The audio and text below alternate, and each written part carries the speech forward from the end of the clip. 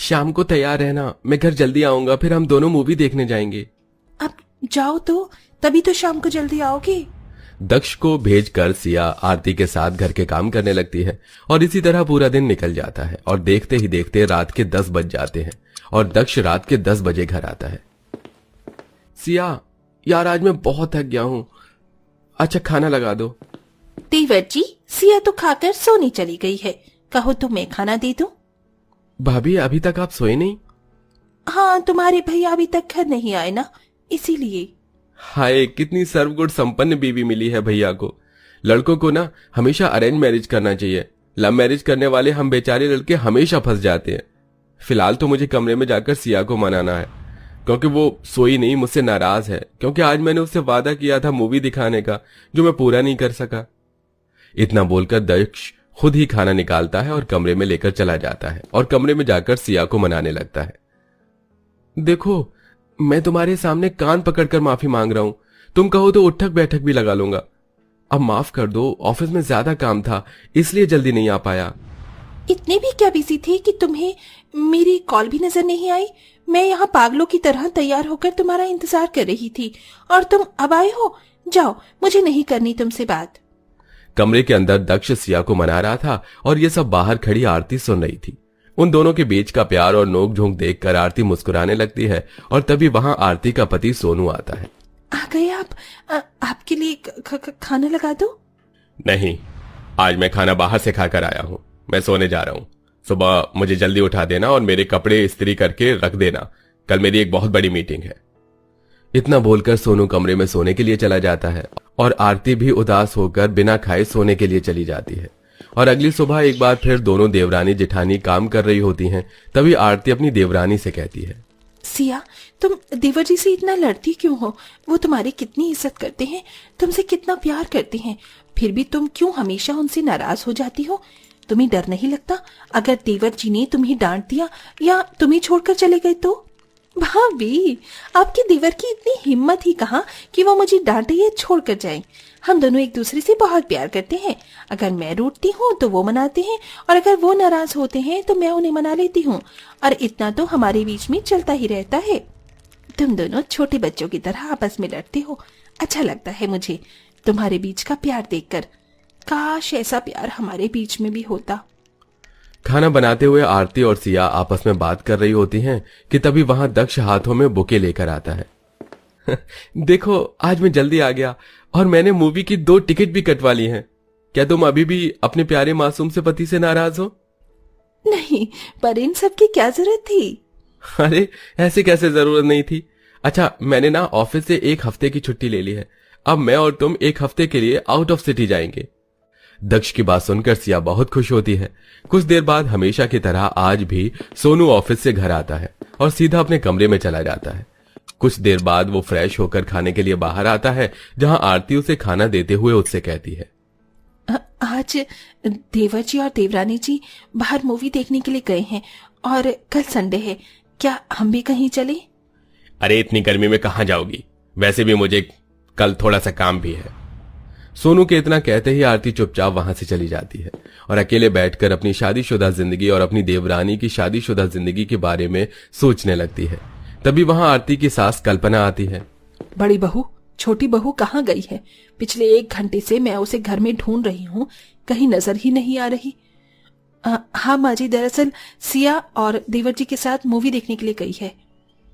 इनका ठीक है, अपनी मर्जी से लड़की पसंद कर ली, शादी कर ली और घर में बिना किसी को बताए कहीं भी घूमने के लिए चले जाते हैं। अच्छा बहू, सिया बहू तो है नहीं, अब तू ही मेरे साथ मंदिर चल। इतना बोलकर कल्पना आरती को अपने साथ मंदिर ले जाती है। शाम को जब कल्पना और आरती घर पहुंचते हैं तो वो देखते हैं कि दक्ष खाना बनाने में सिया की मदद कर रहा है।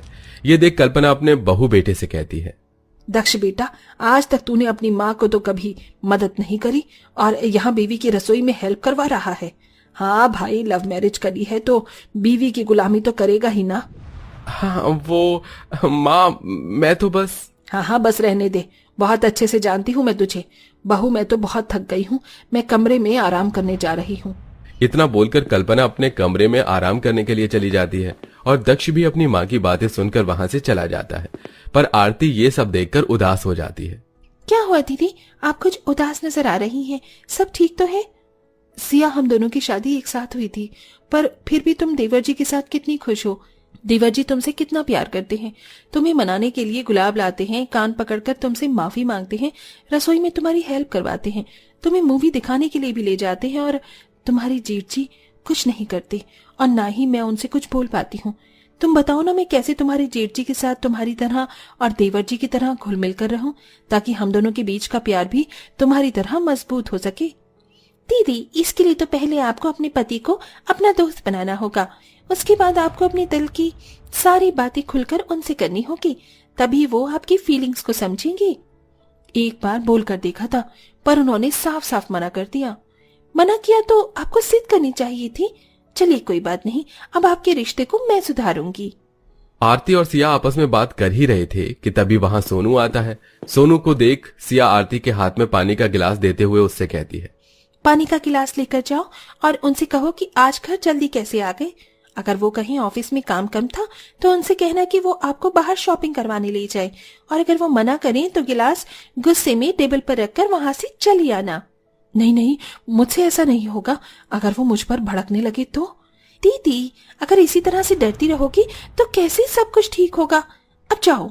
सिया जबरदस्ती अपनी जेठानी को हाथ में गिलास का पानी पकड़ा कर भेज देती है। डरती डरती आरती अपने पति के पास जाती है।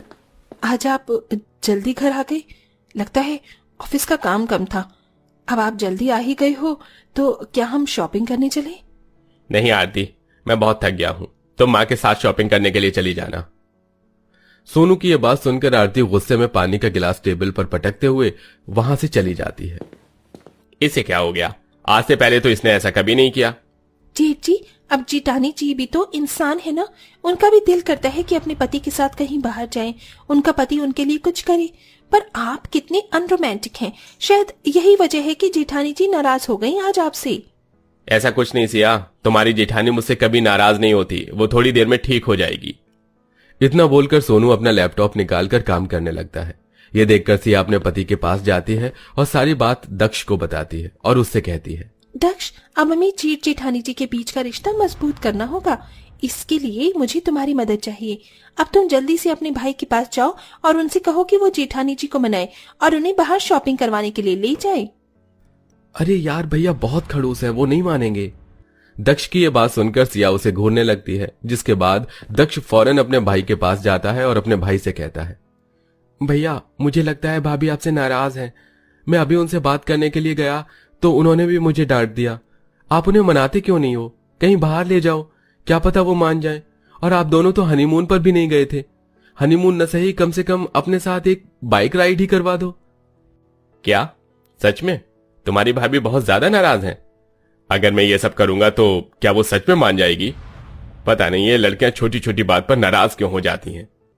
भैया लड़कियों का काम ही होता है नाराज होना, और हम लड़कों का काम होता है उन्हें मनाना। आप जल्दी से जाओ और भाभी को मनाओ। जिंदगी में पहली बार इस निकम्मी ने कोई पते की बात करी है। बेटा, पति पत्नी का रिश्ता बहुत नाजुक होता है, इसमें दोनों को एक दूसरे का सहयोग करना होता है, और अगर तू इतना रूड रहेगा तो तुम्हारा रिश्ता मजबूत कैसे होगा। मैं भी तेरे पापा से ऐसे ही नाराज हुआ करती थी तो वो मुझे भी मनाते थे। सच माँ?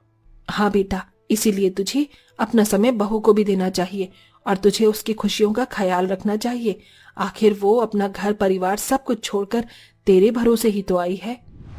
सभी घर वालों के समझाने पर सोनू बाहर से एक केक लेकर आता है और अपने कमरे में जाकर आरती की आंखों पर पट्टी बांधता है और उसे बाहर लेकर आता है और उसकी आंखों की पट्टी हटाकर उसके हाथों से केक कटवाते हुए उससे कहता है, मुझे माफ कर दो, मुझसे जो भी गलतियां हुई अब मैं तुम्हें कभी भी नाराज होने का मौका नहीं दूंगा। तुम्हें मेरे साथ शॉपिंग पर जाना था ना, चलो आज हम दोनों कहीं बाहर चलते हैं। सोनू पूरे घर वालों के सामने आरती को मनाता है। ये देख आरती शर्मा जाती है, जिसके बाद वो दोनों पति पत्नी बाहर घूमने के लिए जाते हैं और इस तरह दक्ष और सिया अपने जेठ और जेठानी की अरेंज मैरिज में खुशियों का रंग भर देते हैं।